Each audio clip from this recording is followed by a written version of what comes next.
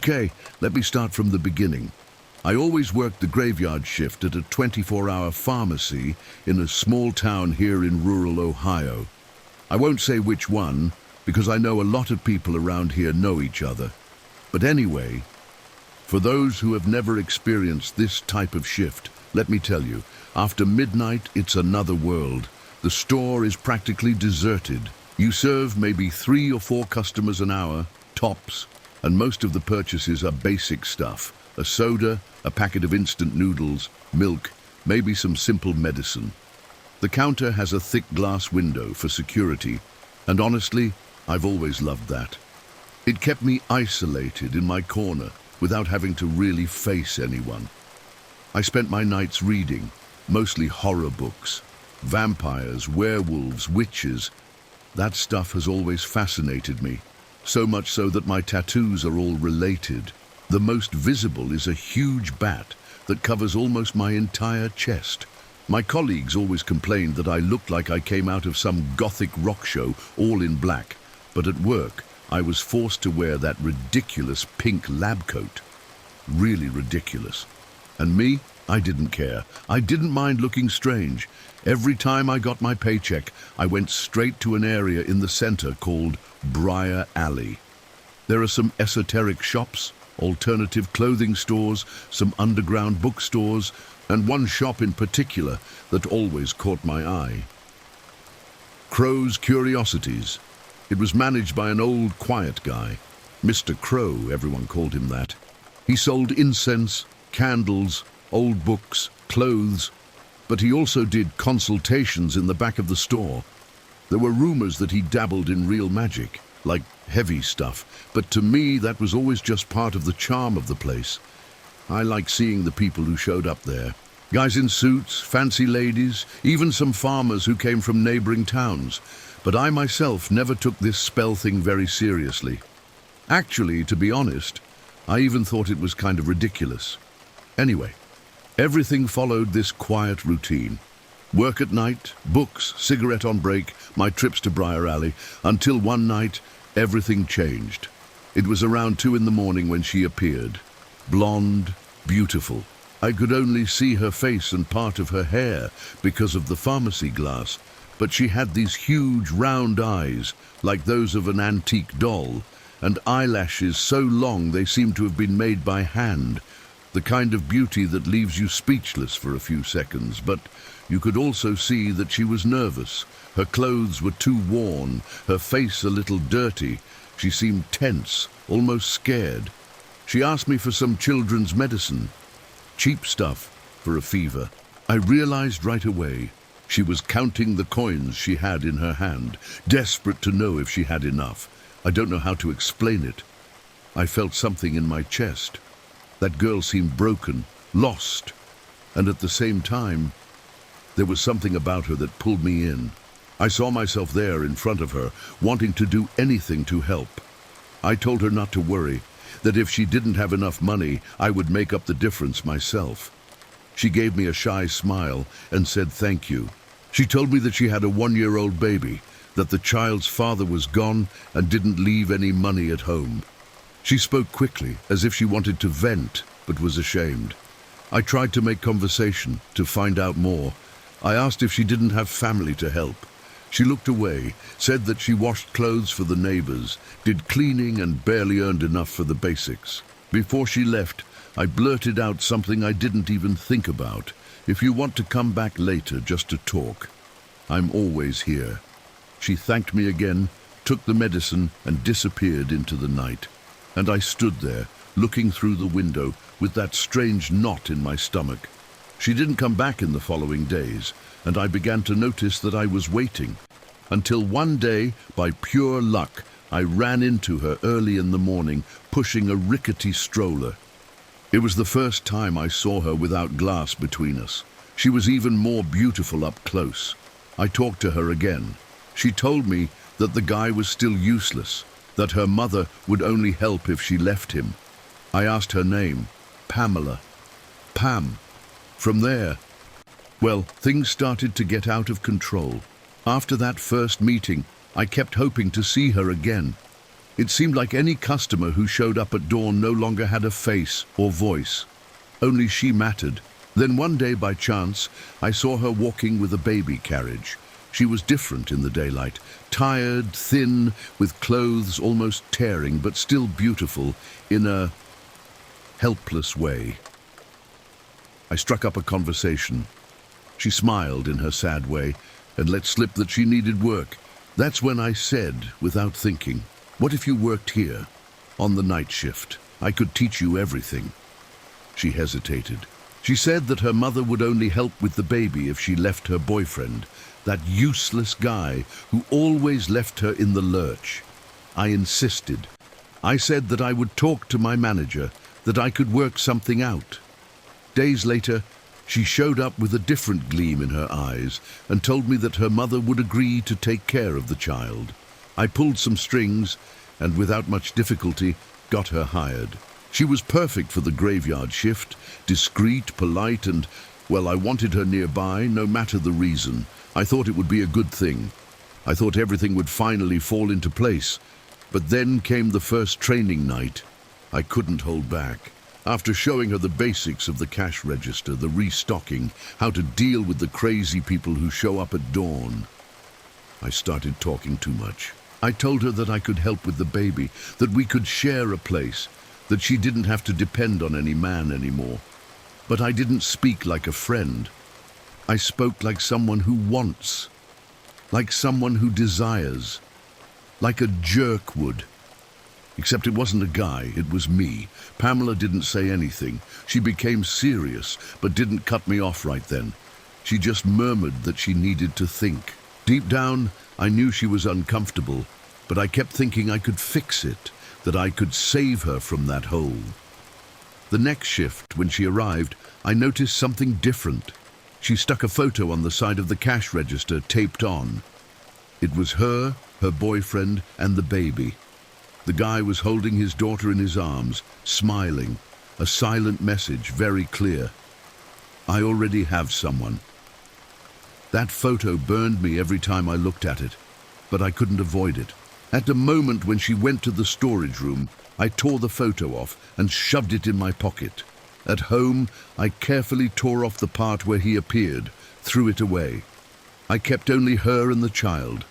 That's when I began to realize that something inside me was coming off the rails. The worst was yet to come. The next night she arrived different. More makeup, hair falling over her face.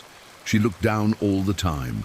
But when she went to get some boxes in the back, her hair fell to the side, and I saw it. Her eye was black. I asked right away, "Pam, don't tell me he did this." She just lowered her head and said softly, "It wasn't on purpose. I made him lose control," and went back to work as if nothing had happened. That made me seethe. It wasn't just about wanting her for myself. Now I wanted to get her out of this any way I could. That same night, when my shift was over, I didn't go home. I went straight to Briar Alley, to Mr. Crow's shop. I don't even know what I intended when I walked in there. I had never taken the things he did seriously. But at that moment, it seemed like the only way out. He was there, as always, quiet, with that strange demeanor. When he saw me, he stopped what he was doing, looked straight into my eyes. "You have a weight on your shoulders," he said, "and you're thinking about doing something stupid." All I could say was, "I want someone to disappear from someone's life. I want them to vanish." He kept staring at me for too long. "That will cost you dearly, girl." "I don't care. I'll pay, whatever it takes." He smiled, but it wasn't a good smile. "It's not just money. It will cost you something more." And then he gave me an address. He told me to take something personal from the person in question, a piece of clothing, a strand of hair, or a photo. In my pocket, I already had exactly what he needed. And I went. I really went. After that conversation in Mr. Crow's shop, I went home and stared at that photo for a long time. The piece where Pam's boyfriend appeared was already torn, thrown in the trash. All that was left was her, smiling, and the baby in her arms. I didn't want to think too much about what it meant. I just wanted him to disappear from her life. that she could be free. And that maybe there would be room for me. The address that Crow gave me wasn't for the store or an office. It was a cemetery. Yes, a cemetery, one of those old ones, where the headstones are already crooked and no one visits anymore. He told me to be there at 11:30 at night. On the way, I thought 1,000 times about giving up. I swear. At every corner I turned, I felt my body screaming to go home. But that image of Pam with the black eye, her words echoing, it wasn't on purpose. It all pushed me forward. When I arrived, he was already there. He recognized me in the dark as if he had been waiting for hours. He didn't say much. He just gestured for me to follow him along a poorly lit path behind a broken fence. We walked for a long time, dodging stones, roots, some strange holes in the ground. The only sound was the wind and our footsteps, until he stopped in a forgotten corner where there was no marked tomb. He was carrying 2 bags. One of them was moving. "Here," he said. In the old days, this part was a mass grave.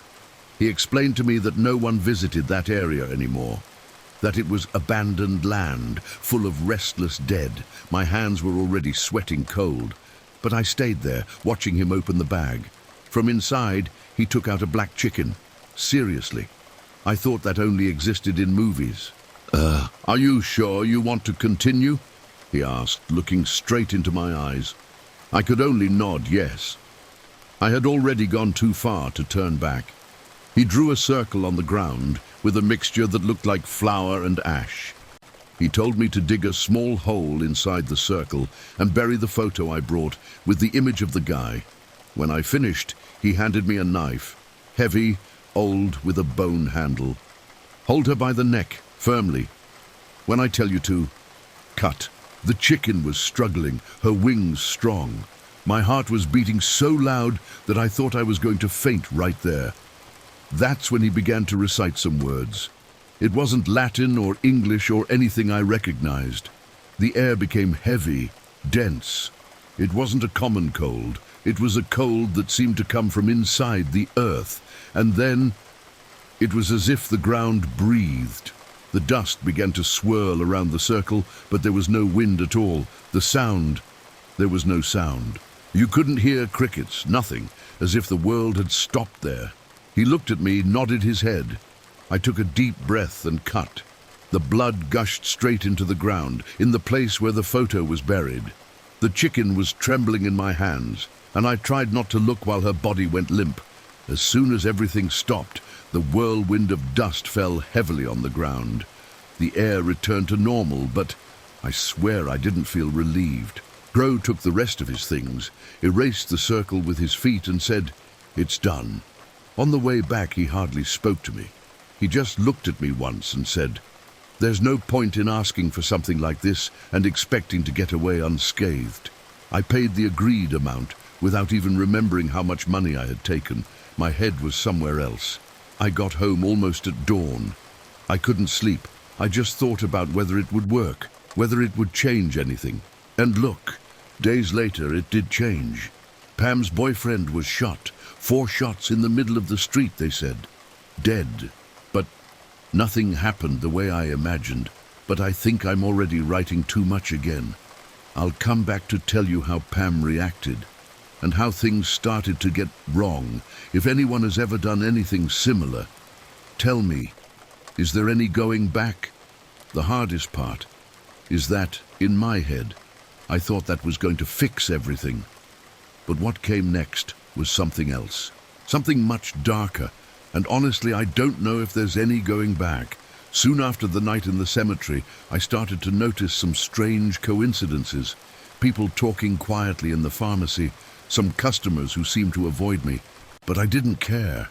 My head was only on one thing, Pam. Until 4 days later, a colleague came into my morning shift out of breath and said, "Did you hear? That new girl's boyfriend was killed." She said it like she was commenting on any news. My stomach sank. I didn't ask for details. I already knew. Pam didn't show up for work for several days. I volunteered to cover her shift, of course. I just wanted to know how she was doing, if she was coming back, if, now that he wasn't in the way anymore, things would finally change between us. When she came back, well, it wasn't like I imagined. She was thin, with sunken eyes. She didn't look at me like before anymore. She arrived, did her job, avoided talking. When I asked how she was feeling, she just replied, "He didn't deserve to die like that," and went straight to the stockroom without waiting for me to answer. That hit harder than any slap. I did all of that thinking it would free her, that it would make her see that he was only dragging her down, but it was as if she had been pulled into the hole with him. The following days were a disaster. Pam started missing shifts. When she came, she was on autopilot, barely spoke. I tried everything. Coffee, sandwich, stupid jokes, but it was as if she were locked inside her own head. That's when the idea came back. I had already gone to a certain point, right? It wouldn't hurt to try one more thing. One afternoon, I took a bus straight to Briar Alley. Mr. Crow greeted me with that look that seemed to know why I was there. I didn't need to explain much. He listened, quietly, then said, "You thought removing an obstacle would solve everything, but you forgot that sometimes the hole is inside the person." I asked. I begged, actually. I said that I needed Pam to see who was by her side all the time, to let go of that grief, to come to me. He was silent for a while, then agreed, but he said it was a different job, more intimate, a binding spell. He said he would need something personal from her. I already knew exactly what to take, a bracelet that she always forgot on the cash register. And of course, the photo, that same one. The ritual was less graphic than the previous one, but somehow it left me even heavier. This time, he burned the objects on a ceramic plate, blew the smoke straight into my face while muttering things quietly. In the end, he just said, "She will come to you, but be careful. Sometimes we don't understand the price of what we're asking for." I went home without knowing what to expect, and it started almost slowly. On the next shift, she brought me a coffee. She smiled, kind of shy. Then it was a sandwich, a random joke, and little by little the old Pam, or at least a version of her, seemed to be there. Little by little, we started going out after work. I walked her home. Once, she came out with the baby in her arms and let me hold her. She told me, "Look, she liked you. She usually doesn't trust anyone." That was the first time in weeks that I felt happy, like genuinely happy. I met her mother. The lady was polite, even grateful that I had gotten Pam the job, but there was something in her look that I can't explain. It seemed like she saw more than she said. Well, the weeks passed. Pam started letting me get closer. I insisted always for her to come live with me. Until one day, she accepted. She said it would be good to have someone to help with the baby, that her mother was already too tired. At that moment, it seemed like everything I wanted had happened. But then I can't explain it well. The closer she got, the more strange it became. It wasn't like before. It wasn't natural. It was almost as if she was following a script, doing what I wanted, but empty inside. And then the bomb dropped. One afternoon, leaving work, we ran into her mother in the middle of the sidewalk, holding the baby. She looked straight at her daughter and said, "Tell me it's not true what they're saying, that you're not involved with this woman." The way she spoke was like a slap, and when I tried to answer, she simply spat. "I knew it. You bewitched my daughter. You took advantage when she was vulnerable. Don't think you're going to continue with this for much longer." She pulled Pam by the arm and left. The next day, she showed up at my house. She took her daughter's things, without even looking at my face.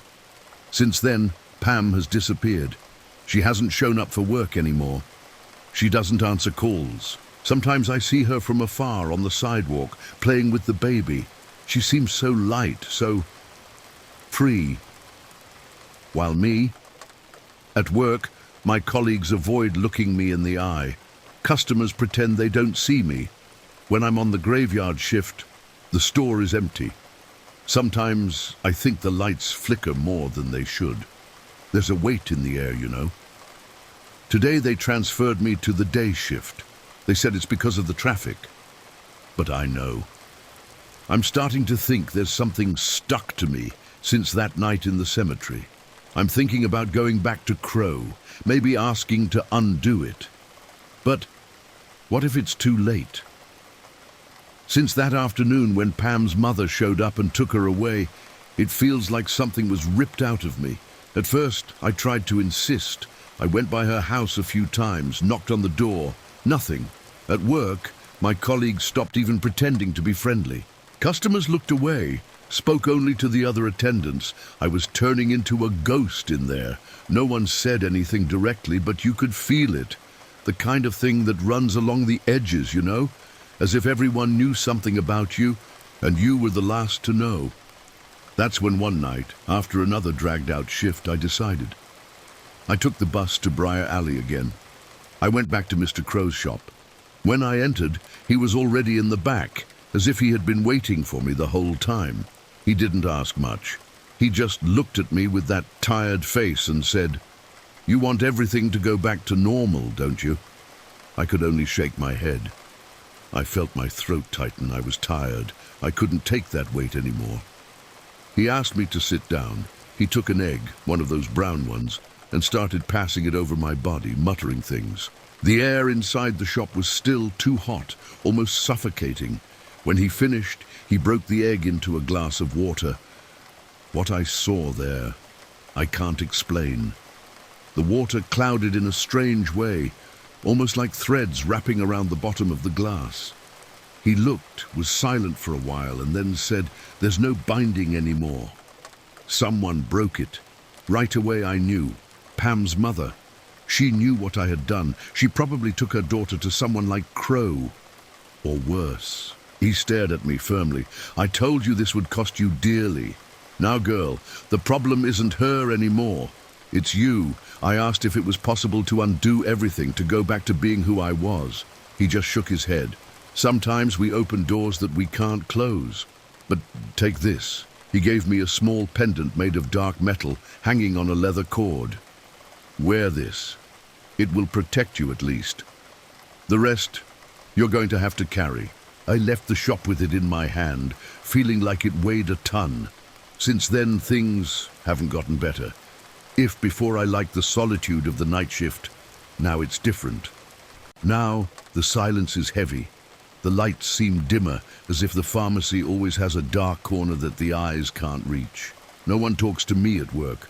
Customers come in, look quickly, and leave. Sometimes I think I'm seeing Pam across the street, playing with her daughter, free, laughing, but it's always quick. When I look again, there's no one there. I thought I wanted her with me. Now I realize that what I did was imprison myself. There are nights when I wake up feeling like someone is sitting on the edge of the bed. The pendant is always cold on my neck. Worst of all, I know I still think about going back there, about asking Crow for one more thing, just one more, because if I can't go back to normal, maybe I can go down completely.